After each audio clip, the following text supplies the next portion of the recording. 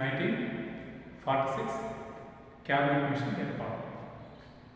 ఎందుకు ఏంటంటే ఈ క్యాబినెట్ మిషన్ ఏర్పాటు చేసే సమయానికి బ్రిటిష్ ప్రధాని క్లీమెంట్ అట్లీ ఈయన కాలంలోనే మన భారతదేశానికి స్వతంత్రం వచ్చింది. ఈయన ఒకప్పటి సైమన్ కమిషన్లో సభ్యుడు. క్లీమెంట్ అట్లీ అనే వ్యక్తి సైమన్ కమిషన్లో సభ్యుడు అనమాట. రెండో ప్రపంచ యుద్ధంలో బ్రిటన్ ఘోరంగా ఓడిపోయింది కాబట్టి వలస దేశాన్ని ఇంకా మనం ఎంతకాలం పరిపాలించలేము, ఏ దేశాలకు ఆ దేశాలు వదిలేయాలి అని బ్రిటన్ ప్రభుత్వం ఒక కొలిక్కి వచ్చింది. అందులో ఇతను లేబర్ పార్టీకి చెందిన వ్యక్తి. ఎవరు? క్లీమెంట్ అట్లీ లేబర్ పార్టీకి చెందిన వ్యక్తి. సో ఈయన ఏం చేశాడంటే ఒక 3 వ్యక్తుల్ని నియమించి వాళ్ళని భారతదేశానికి పంపించాడు. సో అందుకనే వాళ్ళని క్యాబినెట్ మిషన్ అంటారు. వీళ్ళలో ఎవరెవరు ఉన్నారు ఈ క్యాబినెట్ మిషన్ అంటే, నెంబర్ 1 పెతిక్ లారెన్స్.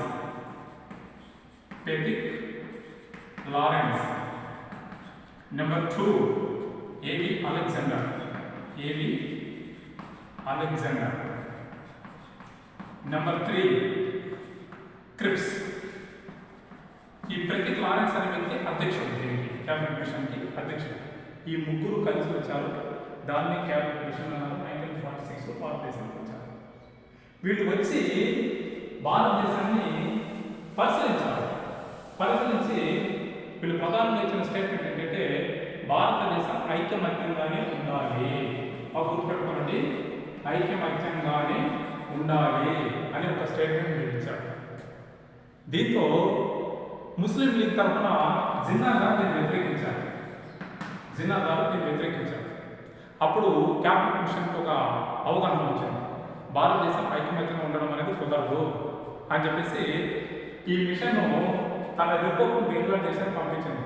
ఆ రిపోర్ట్లో ఉన్న ప్రధాన అంశం ఏంటంటే భారతదేశం ఐకమత్యంగా ఉంటే మనం స్వతంత్రం ఇచ్చేయచ్చు, దానికి ఇబ్బంది ఏం లేదు అని చెప్పి.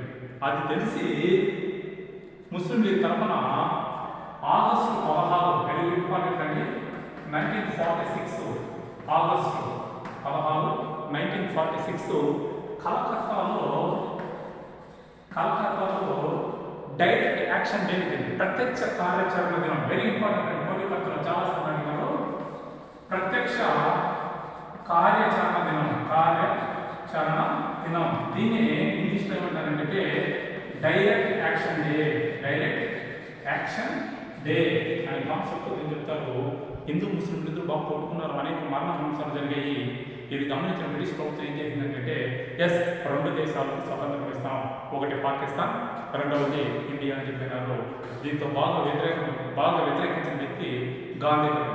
సో దీని తరఫున మనకి క్యాబినెట్ మిషన్ ఏం జరిగిందంటే భారతదేశాన్ని ఎలాగైనా సరే సమైక్య విధానంలో తీసుకురావాలి అని చెప్పినారు. అందులో ప్రధానంగా బ్రిటిష్ ఇండియాలోని 11 రాష్ట్రాలు మరియు 563 సంస్థానాలను ఈ రెండింటిని కలిపి సమైక్య ఇండియాగా ఏర్పాటు చేయాలి. అలాగే భారతదేశానికి ఒక రాజ్యాంగ రూపకల్పనకు అవకాశం కల్పించాలి అని చెప్పి ఒక నిర్ణయం తీసుకున్నారు. అలా డిసెంబర్లో 1946 డిసెంబర్లో రాజ్యాంగ రూపకల్పనకి అవకాశం కల్పించడం జరిగింది. సో దీంతో సందర్భంగా ముస్లిం లీగ్ తరఫున భారతదేశాన్ని 3 రాష్ట్రాలుగా డివైడ్ చేశారు. ఒకటి ఏ, బి, సి. ఈ 3 రాష్ట్రాల్లో ఎక్కడెక్కడ ఏ రాష్ట్రాలు వస్తాయని చెప్పేసి ముస్లిం లీగ్ తరఫున జరిగింది. దీని తరఫున మనకి 1946లో బ్రిటిష్ ప్రభుత్వం ఒక తాత్కాలిక ప్రభుత్వాన్ని ఏర్పాటు చేసింది. ఈ తాత్కాలిక ప్రభుత్వంలో ముస్లింలు వెళ్ళడానికి అనుకూలంగా లేకపోయారు, ప్రత్యేకించి జిన్నా గారు మొదట్లో. చివరికి తాత్కాలిక ప్రభుత్వంలో సభ్యత్వం తీసుకోవడం అనేది జరుగుతుంది. సో ఈ విధంగా మనకి క్యాబినెట్ మిషన్ ప్లాన్ను రావడంలో భారతదేశంలో కొన్ని కీలకమైన సంఘటనలు చోటు చేసుకున్నాయండి. సో ఇదండి ఈరోజు క్లాస్లో.